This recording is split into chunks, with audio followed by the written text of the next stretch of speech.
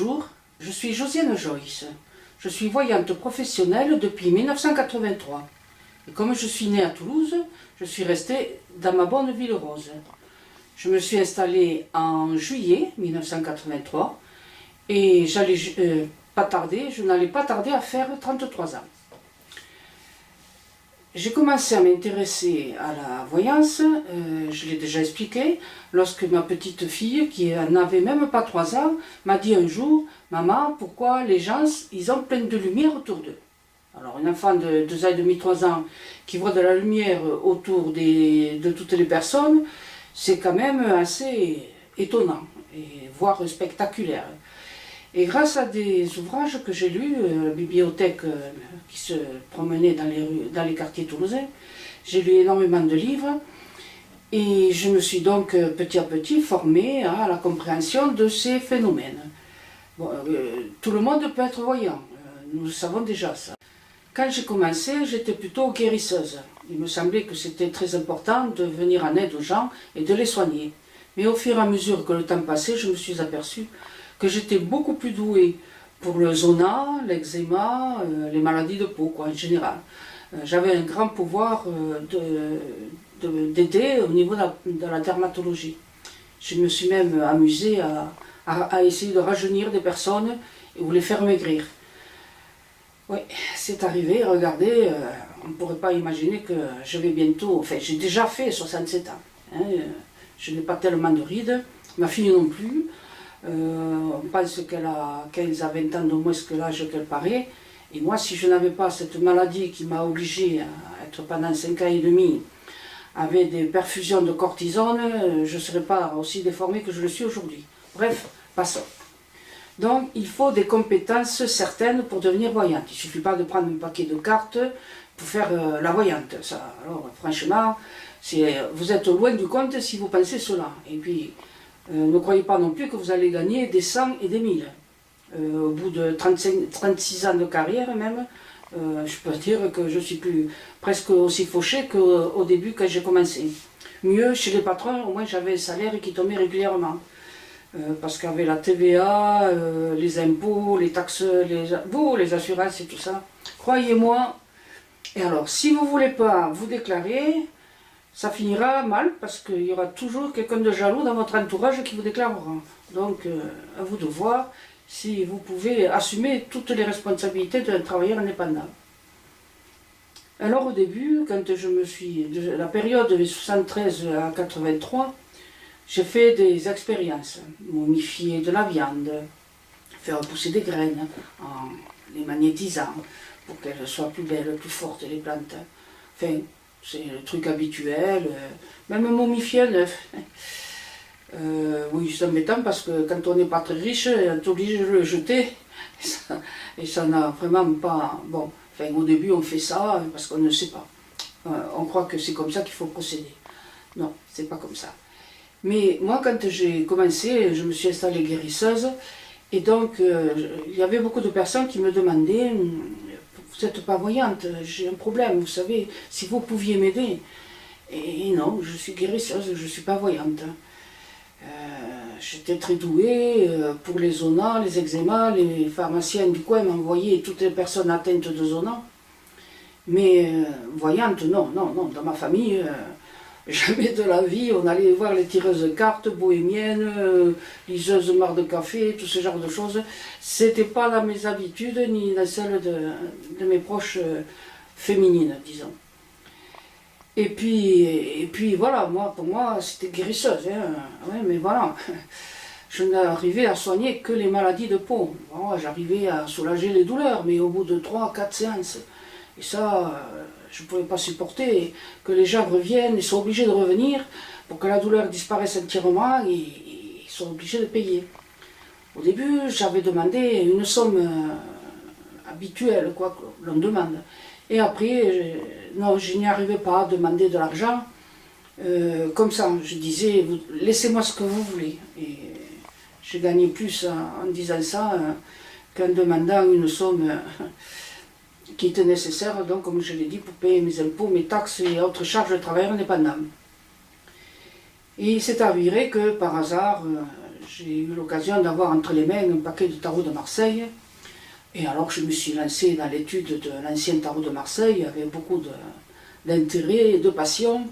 Et puis grâce au tarot de Marseille, je ne suis pas devenue voyante comme ça du jour au lendemain. Et j'ai aussi étudié l'explication des rêves.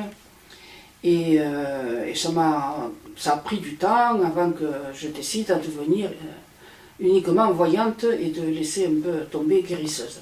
Je le suis toujours, mais bon, c'est pas ce qui me passionne le plus. Et puis une amie un jour me dit, mais pourquoi tu utilises des cartes? Moi je connais une dame, elle est voyante et elle regarde avec des photos.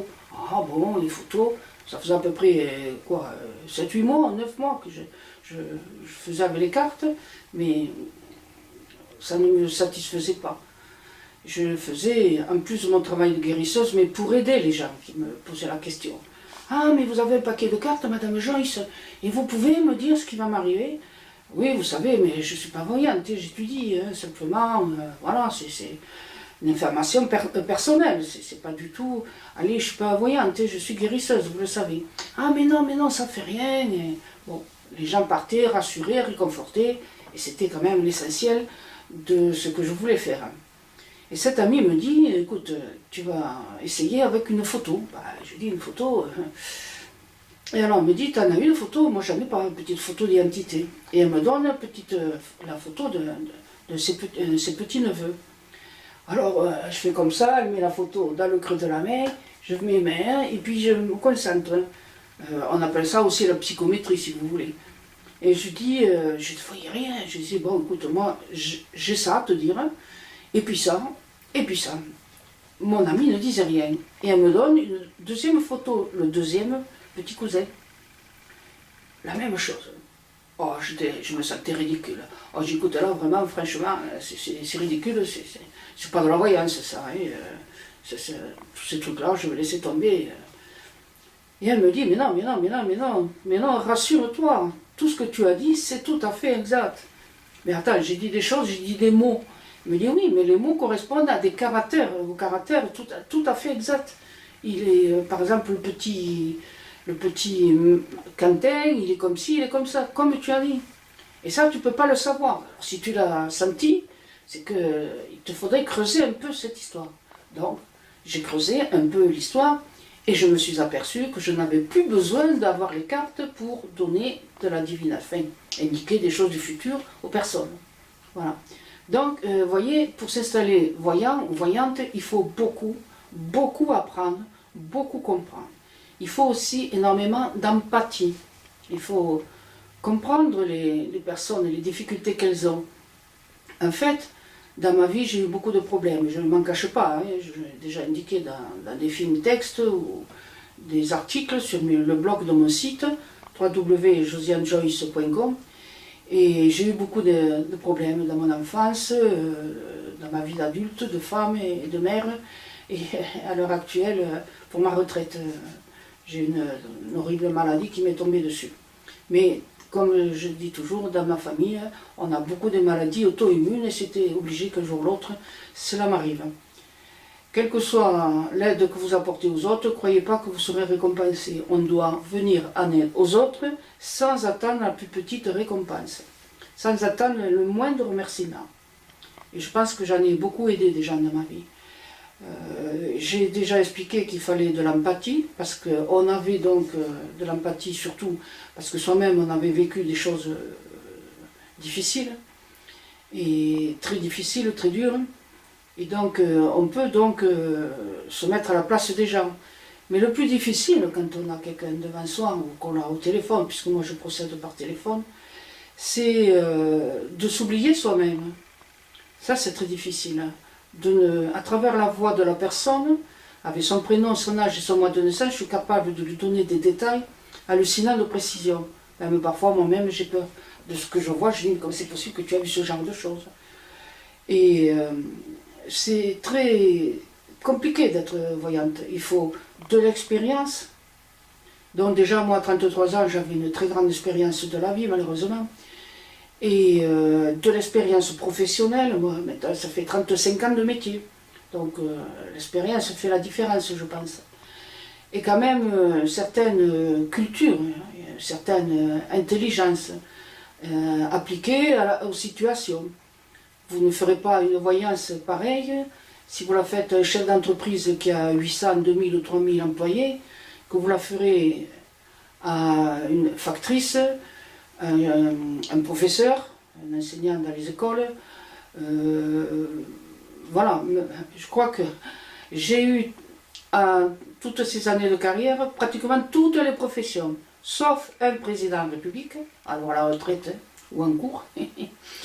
Je n'ai pas eu, qu'est-ce que je n'ai pas eu? Ah si, un astronaute, j'ai pas eu, un ou une, il n'y en a pas beaucoup, donc je n'en ai pas eu.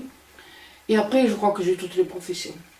Journaliste, écrivain, spécialiste de la plateforme dans l'espace, toutes les professions j'ai eu. Hein. Donc avec ça, on apprend énormément de choses. Mais quand la personne est là et qu'elle est inquiète, angoissée, malheureuse, il faut savoir à la fois s'oublier et avoir l'empathie, conserver l'empathie de ses vicissitudes personnelles, mais ne pas, il ne faut pas qu'elle soit là pour que vous fassiez de la voyance à travers vos problèmes à vous. C'est la personne qui compte. Et je vais vous dire une chose. J'ai eu, comme j'ai expliqué, des tas et des tas de professions, de personnes jeunes, plus âgées, des grands seniors ou même des jeunes. Je ne fais pas de voyance à ceux qui ont moins de 15 ou 16 ans, et sauf s'il y a les parents à côté. Mais bon, on m'a demandé de rechercher des personnes disparues, j'ai fait énormément de choses, je travaille pour des journalistes d'investigation, des personnels de la gendarmerie, enfin bref, c'est pas des choses qui sont importantes là. C'était essentiel. Dans ma profession, le plus important, moi j'aime ce métier, vous savez pourquoi? C'est quand une personne, par exemple, m'appelle, comme une dame un jour m'a appelé, me dit voilà, je vous appelle madame, je ne veux pas de voyance, mon avenir il n'existe pas. Oui, elle avait un cancer du sein. Et elle me dit, je suis infirmière à l'hôpital, j'ai toujours été de l'autre côté de la barrière, mais maintenant que j'ai le cancer, tu sais, je me rends compte que rien n'est fait pour venir en aide aux malades. Mais pas simplement aux familles, au malade lui-même, à la personne elle-même, qui a le cancer et qui peut-être n'a plus longtemps à vivre. Cette personne me disait, j'ai une fille de 22 ans, mais elle, ça va, elle a un petit copain et tout, mais j'ai ma fille, ma jeune fille, elle n'a que 12 ans.